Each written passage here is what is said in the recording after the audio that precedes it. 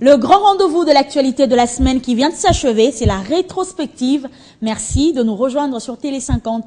La publication des résultats provisoires des élections législatives par la Commission électorale nationale indépendante, l'évaluation de l'application de la taxe sur la valeur ajoutée un mois après son entrée en vigueur, ainsi que le projet INGA qui était au centre d'un atelier de 3 jours organisé par le ministère de l'Énergie en collaboration avec l'Union africaine et l'Union européenne sont là les faits d'actualité qui ont marqué la première partie de la semaine qui vient de s'achever.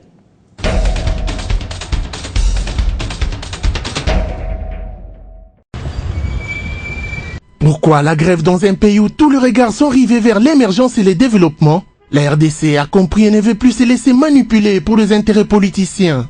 Cet appel de grève générale lancé samedi par Étienne Tshisekedi, candidat malheureux à la présidentielle, n'a connu aucun succès. Ce matin, Kinshasa s'est réveillé en toute quiétude.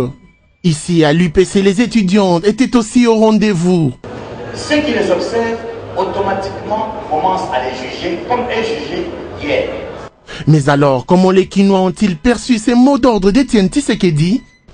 On n'a pas envie de gréver. Nous voulons bien que les gens sortent et vaquent à leurs occupations. Donc, ce n'est pas vraiment important pour nous, les Kinois. Pour quelle finalité, par exemple? La finalité de la grève, c'est pourquoi? La grève, ce n'est pas ce qui va l'amener au pouvoir. C'est les ambitions politiques. Il faut aller à la cour, il faut aller dans les instances qui peuvent trancher. Mais la grève, les gens, nous vivons du jour au jour. On doit gréver pourquoi? Je suis juriste de formation. Je pense que la grève, c'est une mesure selon les droits du travail pour la revendication. Et cette mesure ne peut être acceptée que quand elle est prise par un organe habilité, reconnu par la loi. Un individu qui émet une opinion, par son influence, il ne peut pas inciter les gens. Ça, c'est un désordre d'abord, juridique, mais c'est un désordre. Voilà, nous sommes sur le boulevard du 30 juin et ici devant Pelouston, vous le remarquez que les Congolais sont là, la circulation normale et depuis tôt le matin, ces mêmes Congolais se rendent au travail. C'est pour dire que l'appel lancé par les candidats malheureux à la présidentielle, Étienne Tshisekedi, n'a pas été respecté. Du moment où nous remarquons depuis 7 heures, le Congolais, comme de coutume, se rendre au boulot, tout est à la normale et les activités se poursuivent comme d'habitude. Depuis le boulevard du 30 juin, Guy Chungu, pour Télé 50.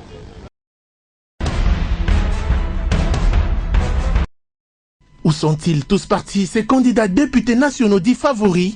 Certains pour qui le peuple a voté massivement se retrouvent aujourd'hui mal lotis. Les différents procès-verbaux qui circulaient dans la ville véhiculaient apparemment de fausses informations que ne reconnaît pas la CENI.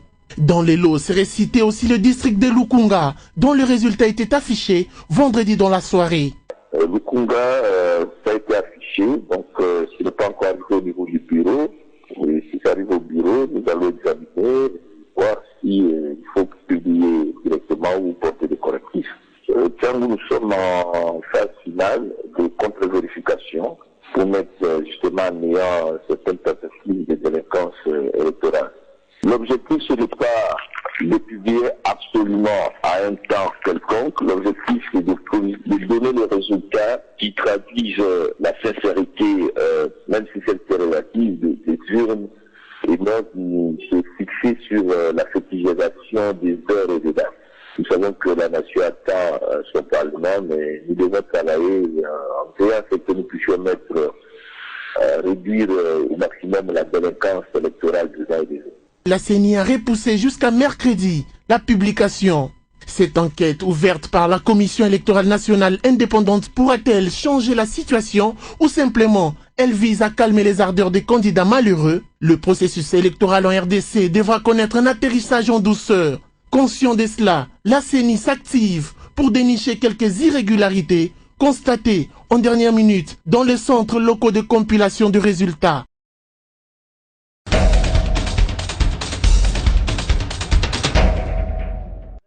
L'autorité de régulation des postes et télécommunications ARPTC a été visitée par le vice-premier ministre et ministre des postes et télécommunications, Louis-Alphonse Koya Diallo. Il est 10h30, débute cette séance de travail. Objectif, trouver les solutions pour rendre compétitif l'ARPTC face à la contrebande dans ces secteurs. Après échange, la délégation s'est rendue compte du fonctionnement de matériel servant au contrôle des fréquences émises par les opérateurs des télécommunications. Grâce à ces véhicules dotés de matériel de contrôle de fréquences, l'ARPTC est capable de détecter les fréquences émises frauduleusement, déterminer Lui, Alphonse Koya-Diallo, devra s'investir à la recherche des moyens pour la fourniture des équipements à l'ARPTC. Il y a une directive donnée par le chef de l'État pour qu'on mette un dispositif en place en vue de contrôler le flux d'appels entrants. Normalement, l'ARPTC, en ayant le moyen, aurait dû mettre ce dispositif en place. Malheureusement, nous ne lui donnons pas ce moyen. On sera obligé. Les moyens vont venir ?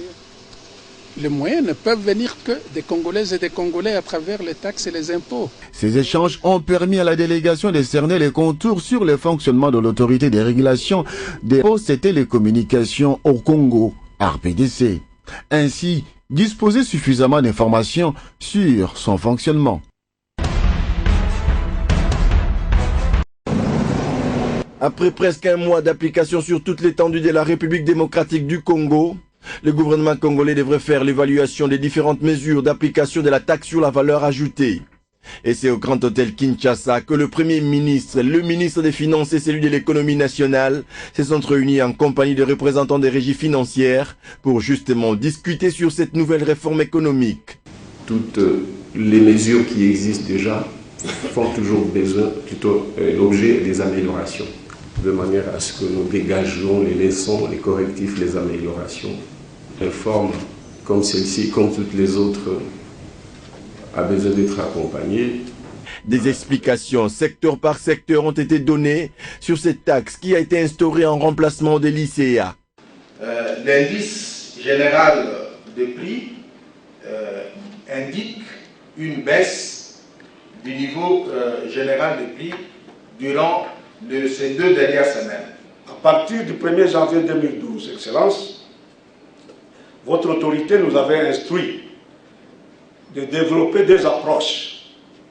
La première avait pour objet une approche pédagogique, c'est-à-dire nous devrions à la fois sensibiliser les parties prenantes, la FEC, mais aussi les commerçants, les petits commerçants, les détaillants et les consommateurs, c'est-à-dire la population.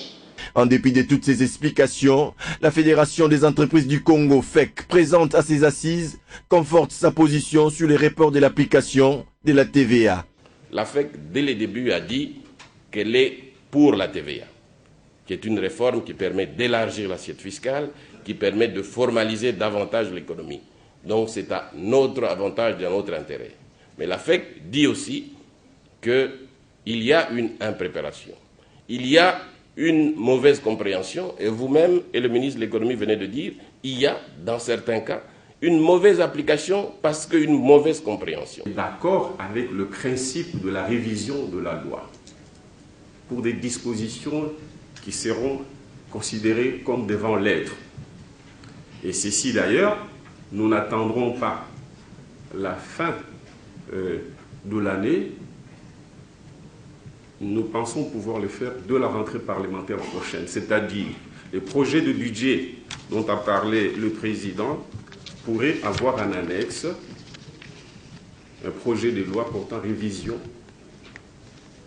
de la TVA. Après moult discussions, les deux parties sont tombées d'accord avec les principes de la révision de la loi budgétaire dès la rentrée parlementaire. Et pour l'heure, la vulgarisation de la TVA, recette visant à élargir l'assiette fiscale, continue avec des mesures d'encadrement envisagées dans l'objectif d'assurer l'effectivité de la taxe sur la valeur ajoutée. Comme promis, d'abord par le chef de l'État Joseph Kabila, puis le directeur général de la SCTP, il y a quelques mois, les engins portuaires de la Société congolaise des transports et des ports sont enfin arrivés. Ce premier lot est composé des 10 grues mobiles, 8 tracteurs portuaires, 15 remorques. Une acquisition qui pourra placer très haut le port de Matadi sur l'échiquier international, d'autant plus que le même type de matériel est en exploitation au port de Shanghai en Chine, le premier dans le monde du point de vue volume des conteneurs manutentionnés annuellement. La modernisation du port de Matadi vise principalement à désengorger le port du Matadi et à améliorer la qualité de service. D'une part, par la réduction du temps de séjour des navires à quai et d'autre part par la réduction du temps de transit au port des marchandises. Une acquisition inédite depuis plus d'une décennie, avait affirmé même le directeur technique de cette société lors d'une interview. Il y a 25 ans depuis Palink et que nous n'avons plus acquis une telle acquisition. Aujourd'hui, nous sommes en train de vivre la renaissance de la SCTP. Par l'acquisition de ces engins, la SCTP s'inscrit ainsi de plein pied dans la révolution de la modernité, mais aussi introduit les nouvelles technologies au port de Matadi qui entend se conformer aux standards internationaux.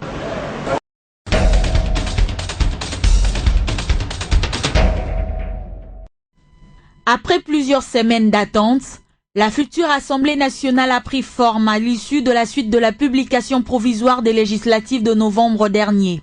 Parmi les enseignements à retenir, c'est d'abord la majorité présidentielle qui conforte sa position à l'hémicycle avec 342 sièges contre 119 pour l'opposition. 19 indépendants feront leur entrée, parmi lesquels Jeannette Kabila, la sœur jumelle du chef de l'État. Le Parti du peuple pour la reconstruction et la démocratie arrive en tête avec 62 sièges contre 111 lors des législatives de 2006. En deuxième position arrive le parti de l'opposant Étienne Tshisekedi, l'Union pour la démocratie et le progrès social avec 41 sièges et devient ainsi la première force de l'opposition remplaçant le MLC. Le mouvement pour la libération du Congo, qui ne se contente que de 22 élus contre 66 en 2006, est dévancé par le MSR et le Parti du peuple pour la paix et la démocratie PPPD, deux autres partis de la majorité présidentielle qui comptent respectivement 32 et 29 députés. Le PALU chute de 34 à 19 députés. L'Union pour la nation congolaise de Vital Kamerhe n'obtient que 18 sièges devant l'Alliance pour le renouveau du Congo d'Olivier Kamitatu 18 et la FDC de Bahati Lukwebo 17. Dans les lots de déception, on compte notamment le RCD Goma parmi les ténors de 2006 qui n'a obtenu aucun siège en 2011. Et l'UFC de Léon Kengo qui ne rafle que 4 sièges dans tout le pays. Autre leçon particulière à noter de ces législatives, c'est le renouvellement à plus de 80% de la Chambre basse. 14% seulement des élus de 2006 ont été reconduits. Après la publication, l'heure est à présent au contentieux à la Cour suprême de justice, une démarche tout à fait normale.